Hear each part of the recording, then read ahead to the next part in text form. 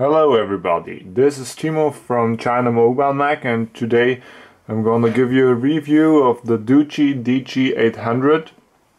This is the device, but before we take a deeper look at it, first let's take a look at the packaging. It's made of recycled cardboard, as many today's packagings. On the back we can find the specs of the device here. On the front is the device with the schematic of it and the Doogee logo on the top. What comes with it is an EU wall charger in white. Looks great. It's even original for European power outlets, which is great, I think. A USB cable, headphones, and even a second screen protector. One is attached to the device already and the second is in the box. An English manual, which is not common, and the second back cover with the back touch feature of the device. The DG800 is in fact the first device with an MTK6582 chip that is shipped with Android 4.4 KitKat, and this makes the device very special. And even the back touch feature is a special thing with the Doogee DG800, which is only known from the Oppo N1 yet. So let's take a quick look at the design of the device. On the front you see the 4.5-inch screen. On the bottom are the sensor switches, sensor buttons, but they are not illuminated. In fact, they come with the metal look, like the metal frame around the screen, and this makes it look very good. In a high build quality. It feels good to hold it in the hand, the device. The back is this is the black back cover.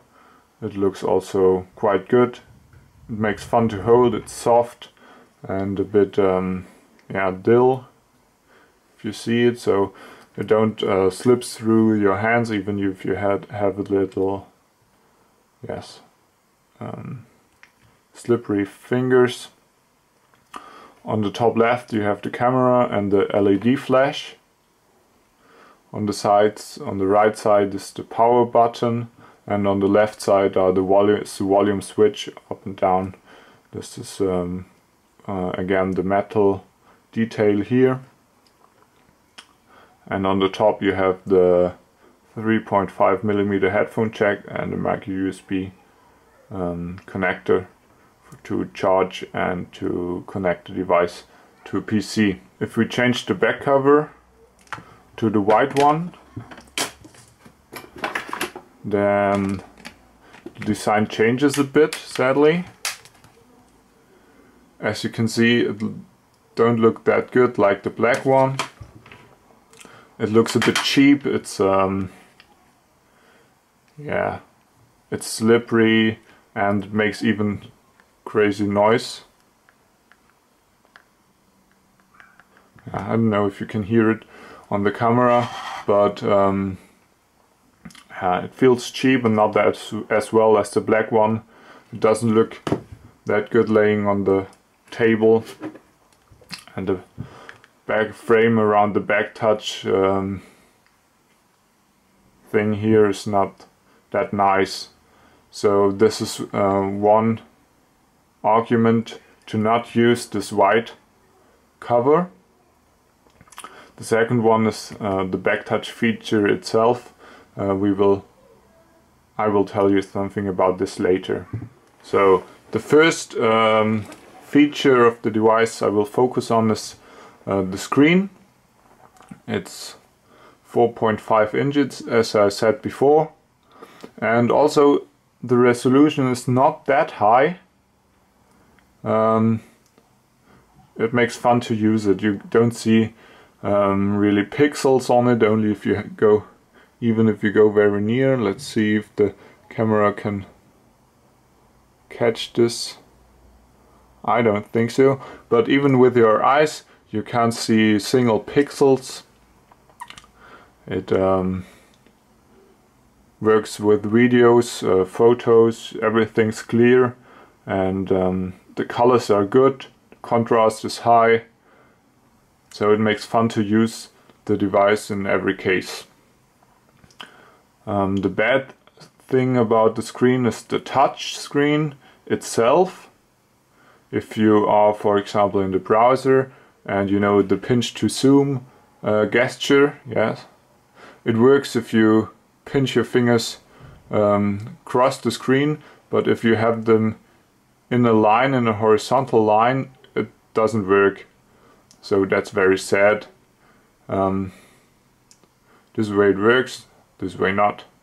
So this is sad because sometimes you hold the device in one hand and you want to zoom that way, it doesn't work. So you have to think about it, why it doesn't work, and then make it cross. It's not that nice. And if you type in a word, sometimes the touchscreen is not fast enough. If you type in two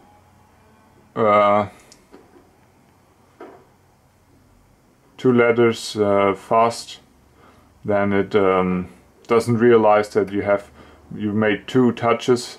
It realizes only one, even if you don't use SwiftKey, and this is very sad. So that you have to think of this, and often if you type in a text, for example, a message to someone, and then it annoys, yeah, very hard sometimes.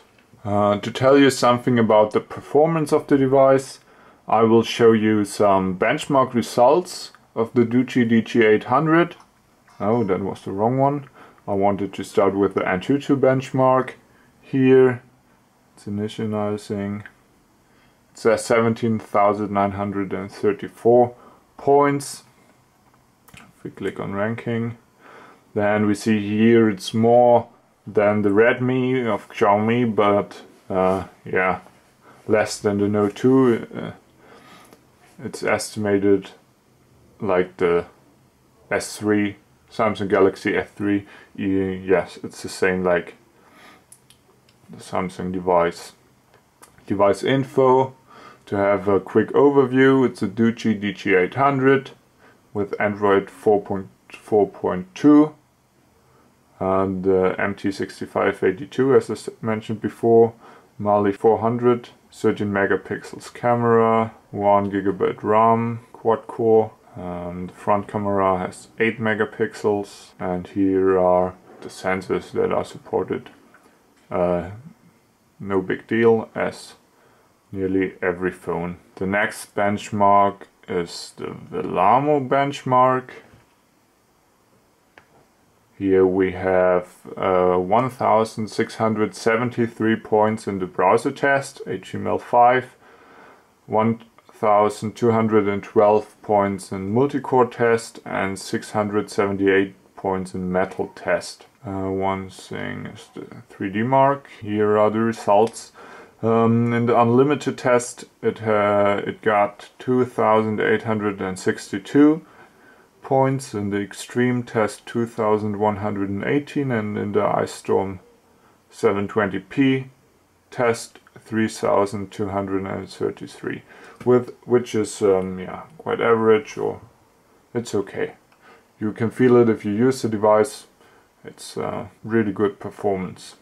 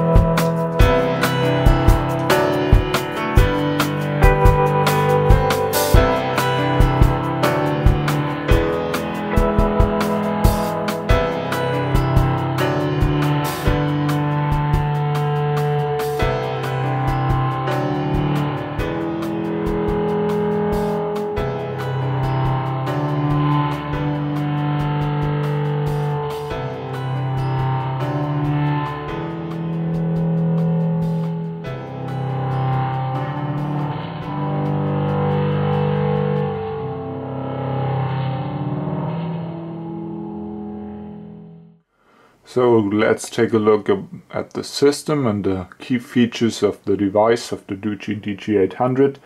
One of the most exciting things of the device is of course the Android 4.4 KitKat. I will show you that this is true. We said we have seen it already in the Antutu benchmark, and here we have the KitKat Easter egg.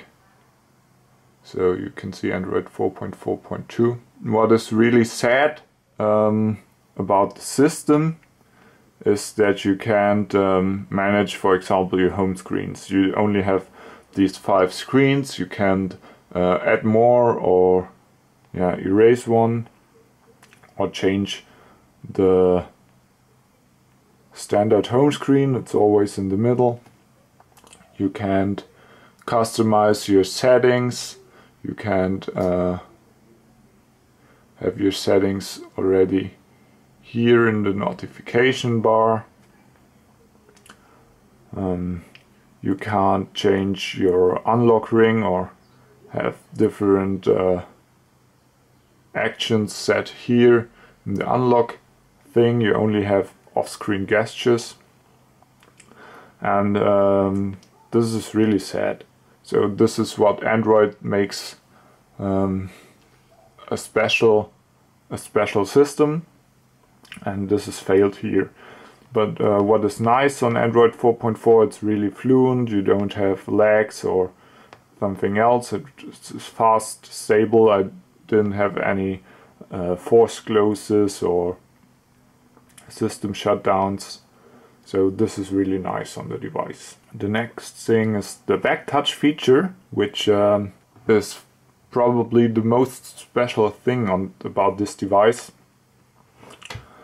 What can you do with it? You can scroll. Sometimes you can scroll through your home screens. Sometimes you can't. You see, sometimes it lags. It doesn't really work. You should scroll through the browser. Yeah, you can see this works, but not that well. Are you here? Yeah. So it's a good idea, but the problem is it doesn't really work always. So now you can see it works, yeah, a bit. The problem is the position of the touch frame. If you want to use it with one hand, you have to hold it a bit strange. You have to cross your fingers, or I don't know how to say, but it feels strange to hold it this way, and you are afraid that your phone falls on the floor soon, so you always need a second hand, and I don't think this is the idea behind this feature. If we go to settings, I can show you what else you can do with this back touch thing. Here is a back touch panel. Settings. You can use it in the camera too, and a double click feature you have. And the camera I will show you soon. Double click means if you are in any app or anywhere with the device, if you double click the back touch, you can open any app you want. Here in the settings you can define which app will open, and you can choose from any installed apps. But what you cannot do is choose, for example, any service or quick call contact or something else. You can only open apps, and I think that's really sad, because to use this feature good, you should be able to start any service you want. another thing which is more or less funny, you can use the proximity sensor here to scroll through your home screen, and you can even unlock your device with this sensor. So this is, I don't know how to use it in daily use, but it's somehow funny that it works, so I wanted to show you this feature too. One word about the reception quality of the DG800. It's not that good as we hoped or expected. So in areas where you have in general not that high signal, it's hard to get the fast internet connection. But what you don't have isn't bad speech quality. If you do a phone call with somebody, you always hear them clear. That's not the problem. The only problem is with fast internet connections with 3G. And Wi-Fi connection quality is also not that good. If you have a bad signal there, it shuts sometimes, you lose the connection, and you have reconnects often. But yeah, you can cope with it. It's not something that really annoys in daily drives. You normally have a good Wi-Fi connection, then it's no problem. And something else that is not that good on the device is the battery life. We take a look here. Right now I have 25% charge, and only have used the device for something over 4 hours, and yet only a quarter of battery life is over, which is really sad. You always have to charge the device in evenings if you come home and take dinner.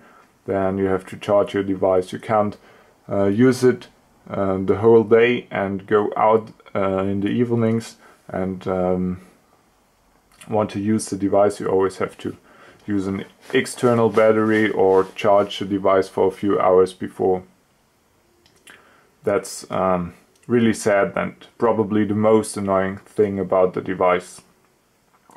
The small battery, it has only 2000 mAh, and that's really sad. So let's take a look at the multimedia features of the device. First of all, I want to show you the video playback, YouTube. So this is Big Buck Bunny. Some of you may know this. It's an HD demo, which is used in many reviews to show the display. So yeah, here we have the little lock. This is not common, it's not always this way. I don't know where this comes from. Sometimes videos lag a little, but as you see, the colors are really brilliant. It's nice and fluent. Okay. Then here come the speakers.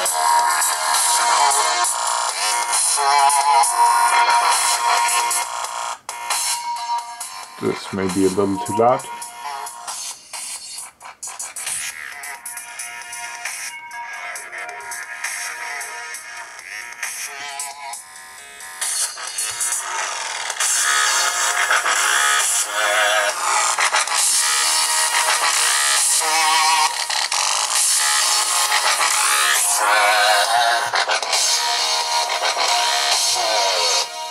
So the speakers are quite good. They can be very loud if you need it.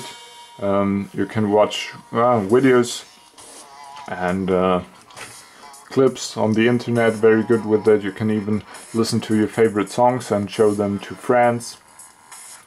Of course it's not a hi-fi speaker, but it does what it should do. It sounds good. There are some good basses and the sound is very clear and not dull or something else. So the last point I want to show you of the Doogee DG800 is the camera. So now we see some pictures here of the DG800. The colors are good, they are strong, they are natural, and the pictures are really sharp. You can come close and take good pictures. The blue of the sky is deep and like in real life. If you have good light conditions, the camera takes really good pictures, but if you don't have good light, if it's a bit dark, then the camera has its problems. As you can see in these pictures, it's really dark, and if you use the flash only lights up some small some small places. The flash is not that bright, and you have problems to bring light in the pictures. The night mode is okay. You can make pictures that look good, but not perfect. So all in all, of course, it's a camera for a smartphone in the low cost category, so you can't hope for a camera like in flagships like the Oppo Find 7. But all in all, it's a good camera. You can take snapshots every day as an everyday camera in your pocket. It does its job really well. So last but not least, the conclusion of my review of the Doogee DG800 is that it's a really great device. It's my daily driver now. Everything's fast, stable, fluent. The things you need daily work really good, and you don't have problems that make the device unusable. The key feature, the back touch, is not what we expected. You can't use it in daily use, for my opinion. I use it always with the black cover, as I already mentioned. And the back touch is a nice idea, but not yet ready for daily use. I can recommend to buy this device, especially for the very low price of only about 120 bucks. We got this device from merrymobiles.com, and I will thank them very much that we got this device, because it's really good. It makes really fun to use it, and I don't want to miss this device.